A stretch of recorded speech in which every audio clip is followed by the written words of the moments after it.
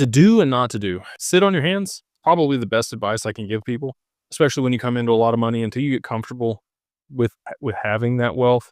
Probably sit on your hands. Don't splurge, don't get emotional, don't make poor choices. We had a call the other day and we talked about I actually went out to dinner with a very wealthy individual. He structured multiple billion-dollar deals out in Silicon Valley, been in the game a long time. I've worked with Apple and Bank of America back in the day. We were talking about things and he said, sometimes it's best to just wait 24 hours.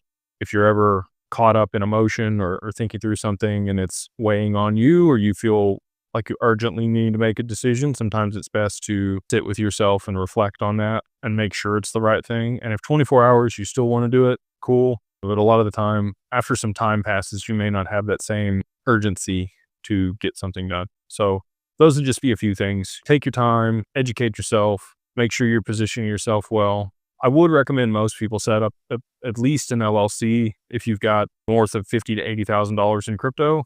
Structure a company to manage those assets. If those are in your personal name and you're selling them or you're using to produce income, you're going to be stuck with the taxes. And I'm just like everybody else. I hope the IRS just completely goes away. Believe me.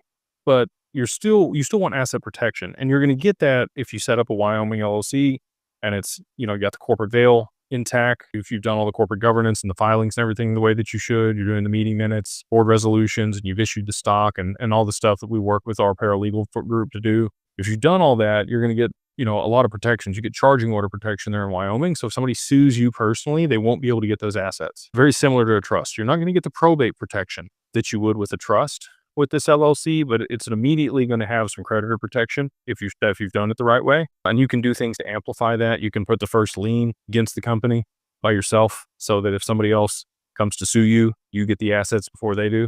A lot of things we structure that way. You can put minority interest on the cap table, add people to the bank accounts. There's a lot of things that you can put in place to make a company far less valuable, one, and two, mitigate the risk of anybody being able to take anything from you or freeze your bank accounts. We work with people to do all of that and more. Establish the company, move your assets in there without any tax implications, set things up the right way to manage your digital assets, pay yourself, mitigate taxes, and also have the most flexibility on the other side of price appreciation to establish your estate, your trusts, and all the other stuff that people want to put together. Insurance policies, buy large toys, all the fun stuff.